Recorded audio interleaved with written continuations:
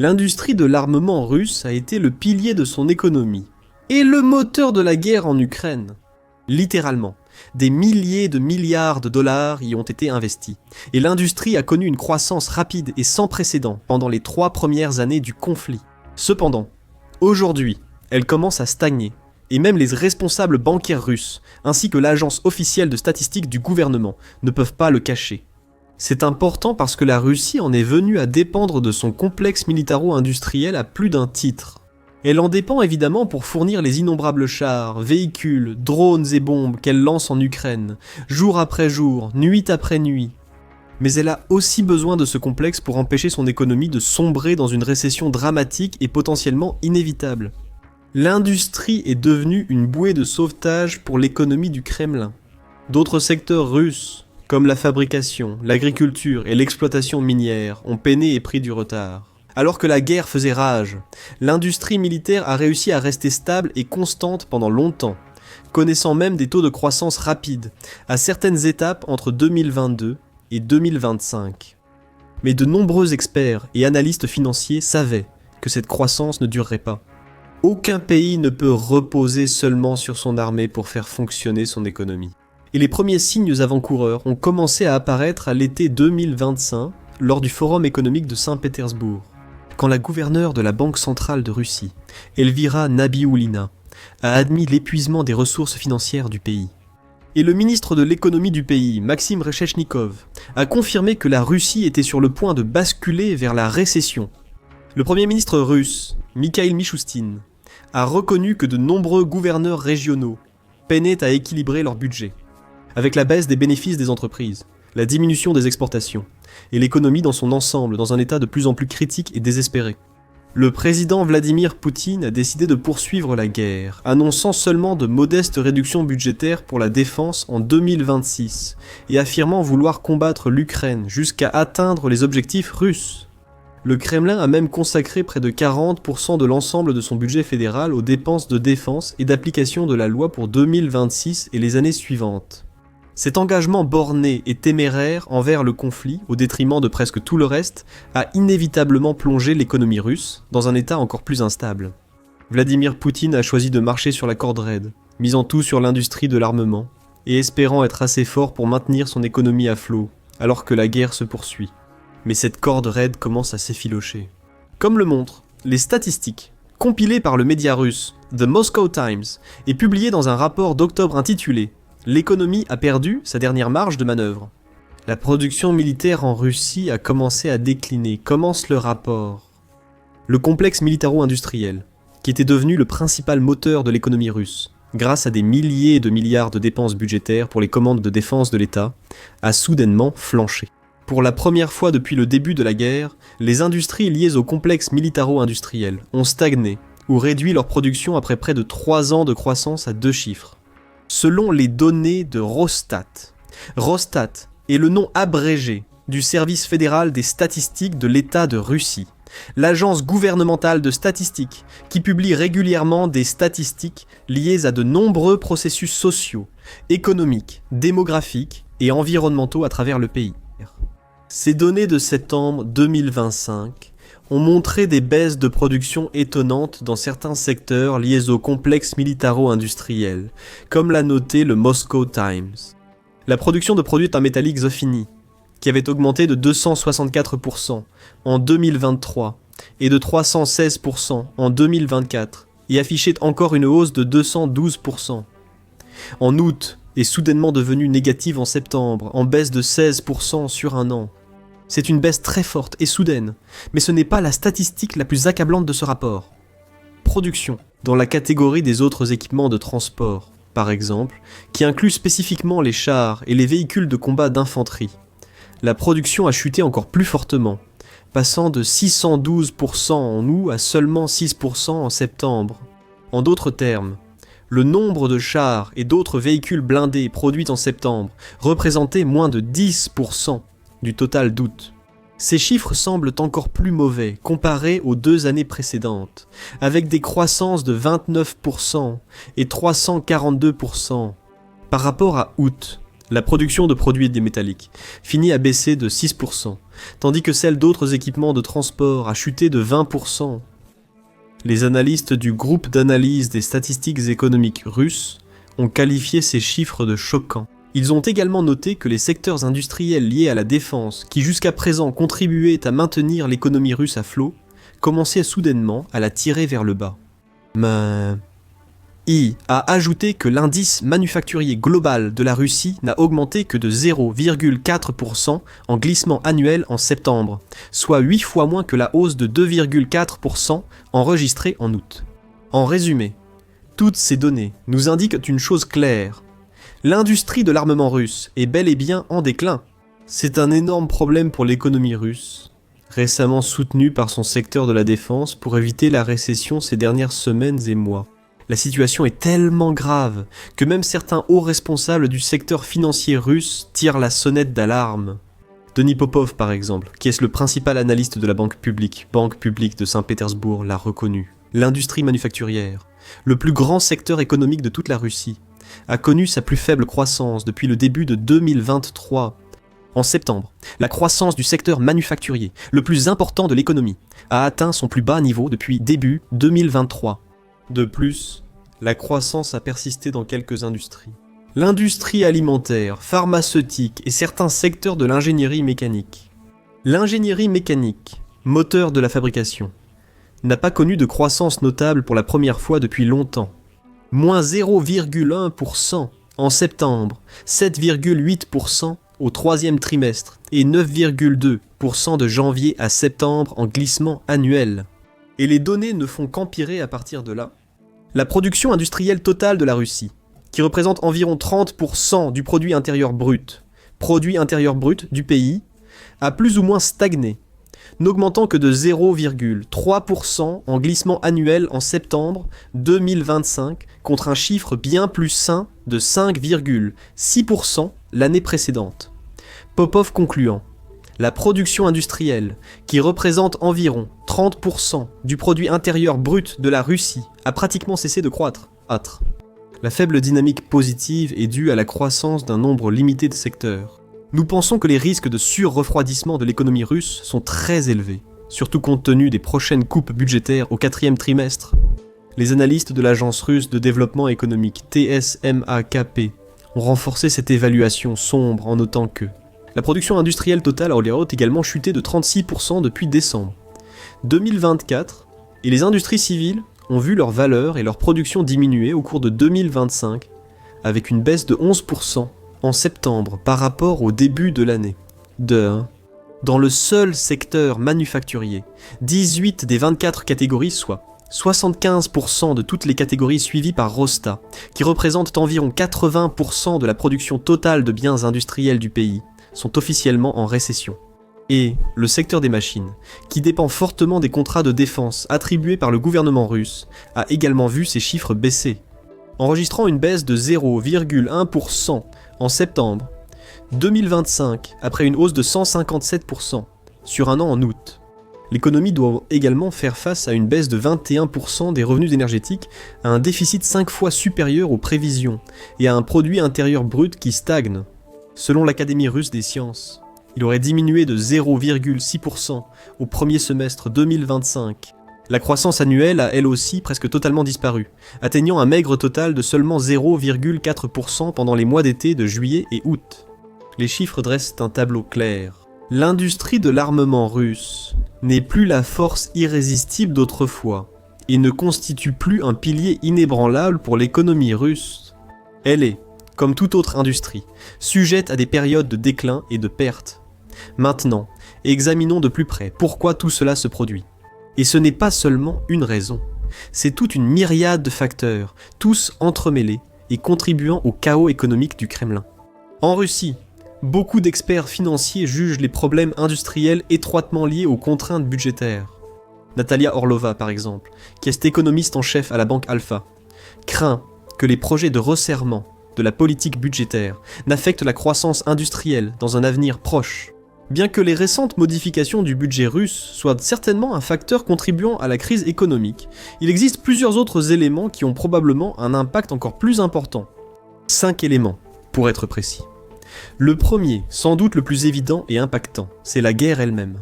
C'est un conflit incroyablement coûteux dans tous les sens du terme. La Russie a perdu énormément de personnes, d'équipements, d'actifs et d'argent. Malgré l'injection de sommes extravagantes de son fonds national de richesse et d'autres actifs de guerre dans son invasion, le Kremlin n'a jusqu'à présent pas obtenu les victoires sur le terrain qu'il attendait et imaginait. En 2022, lorsque les premières troupes russes ont mis le pied sur le sol ukrainien. Au lieu de cela, le pays a vu plus d'1 million de soldats tués ou blessés, ainsi que des milliers et des milliers de chars, de véhicules blindés et de combats d'infanterie, de transports de troupes, de systèmes d'artillerie, de véhicules de mobilité, de canons anti-aériens, de systèmes de défense aérienne, de radars, d'avions, d'hélicoptères, de navires, de lance-roquettes et d'autres équipements soit endommagés, soit entièrement détruits. Les coûts liés à ces pertes sont incalculables. Il y a, par exemple, les coûts énormes et croissants du recrutement, la Russie étant obligée d'offrir des incitations financières et des soldes militaires de plus en plus élevés pour encourager les citoyens valides à s'engager et à rejoindre le combat. En plus, les coûts inévitables des compensations versées à leurs familles survivantes lorsque tant d'entre eux perdent inévitablement la vie. S'ajoutent les coûts d'acquisition, production, entretien et réparation des véhicules, chars, radars, avions de chasse, bombardiers, missiles, drones et systèmes de défense aérienne. Certains de ces systèmes sont évalués à des dizaines, voire des centaines de millions de dollars par unité.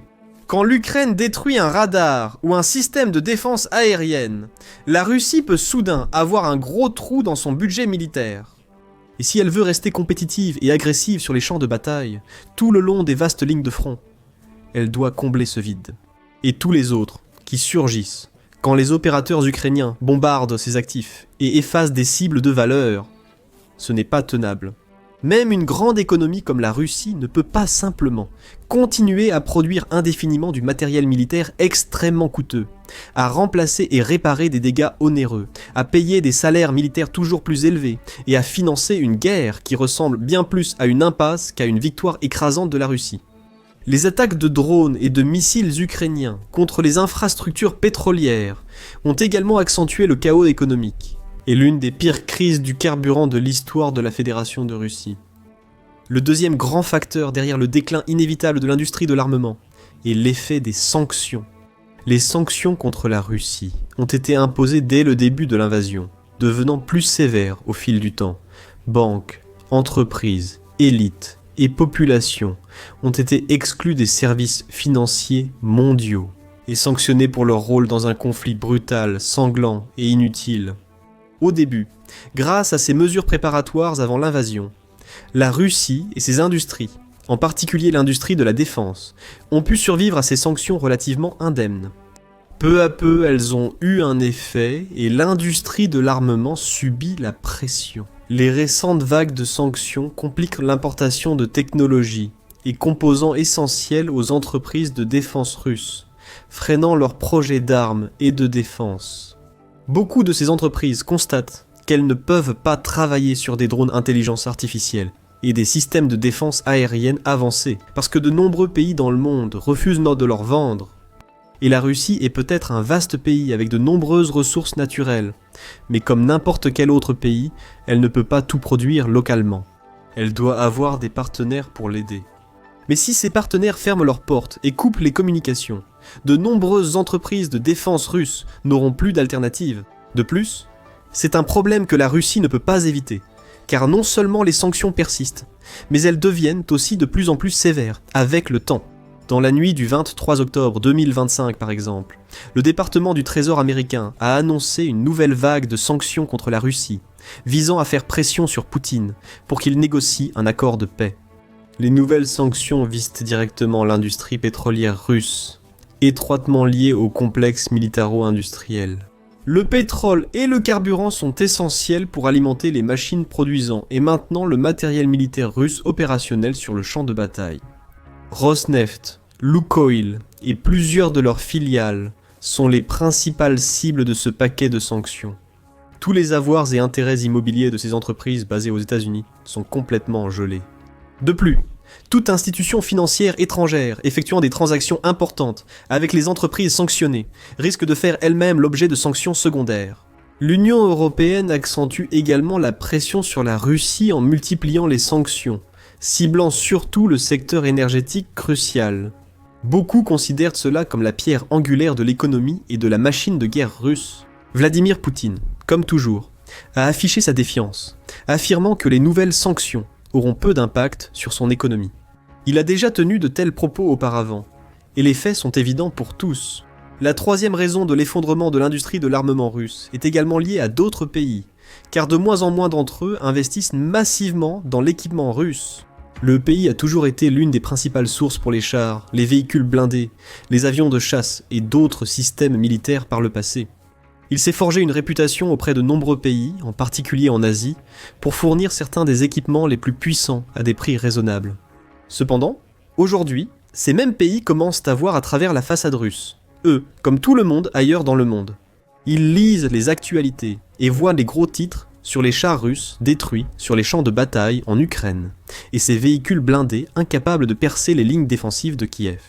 Ils voient des systèmes d'artillerie échouer, les défenses aériennes se révéler inutiles même contre les drones les plus basiques et les moins chers, et les radars être anéantis sans avertissement.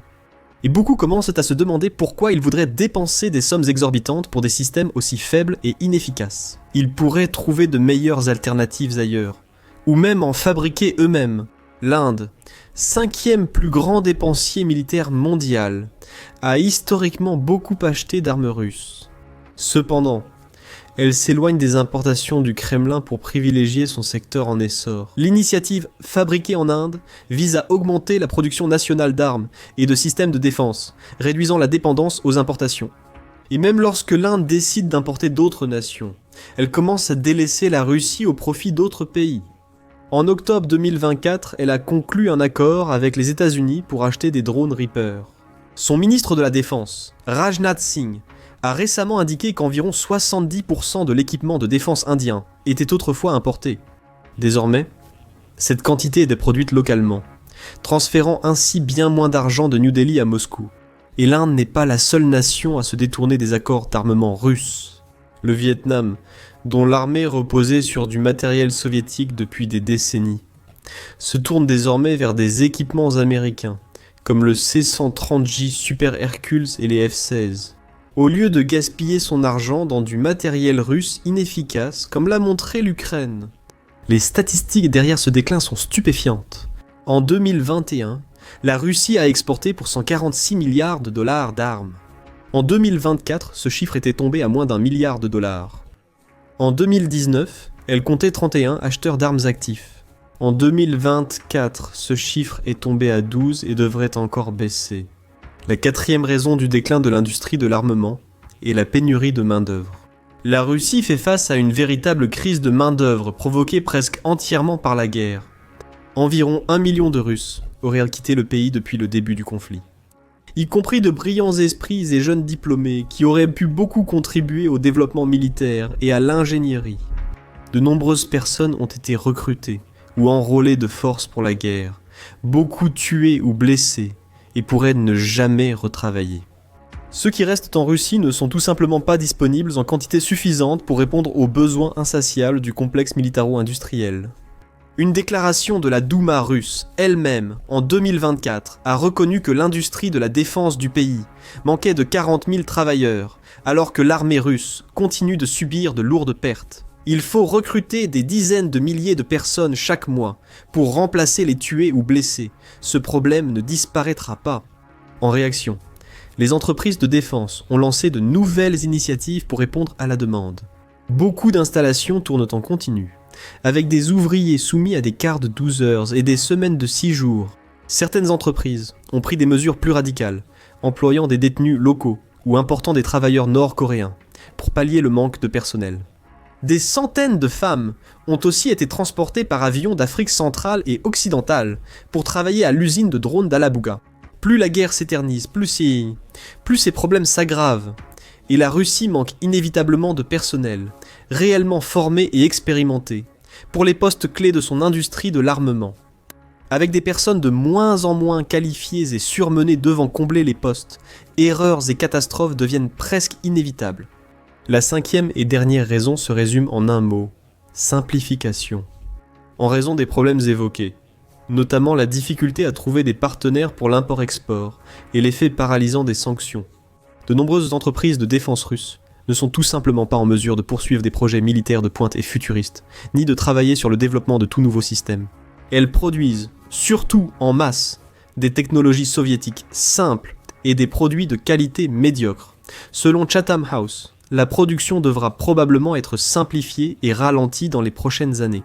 La Russie devra accepter une production de moindre qualité et une stagnation de l'innovation technologique. Le problème ici, c'est que les industries ne survivront pas si elles restent simplement immobiles et stagnent. Elles doivent évoluer, grandir, repousser leurs limites et dépasser leurs frontières. C'est particulièrement vrai dans la défense, un secteur en constante évolution. Les entreprises de défense du Kremlin vont avoir de plus en plus de mal à innover, et beaucoup de petites entreprises pourraient être contraintes de fermer en conséquence. Cela aussi nuira à la production globale de l'industrie de l'armement. Et les forces russes en première ligne continueront de recevoir le même équipement médiocre qu'elles utilisent depuis des années. L'Ukraine présente des armes nationales plus puissantes et reçoit aussi des armes avancées de ses alliés. En résumé, les difficultés de l'industrie de l'armement russe ne relèvent pas uniquement de l'économie. Ils sont aussi liés aux chances du Kremlin de gagner la guerre. Et à mesure que l'industrie se détériore, ses perspectives deviennent de plus en plus sombres.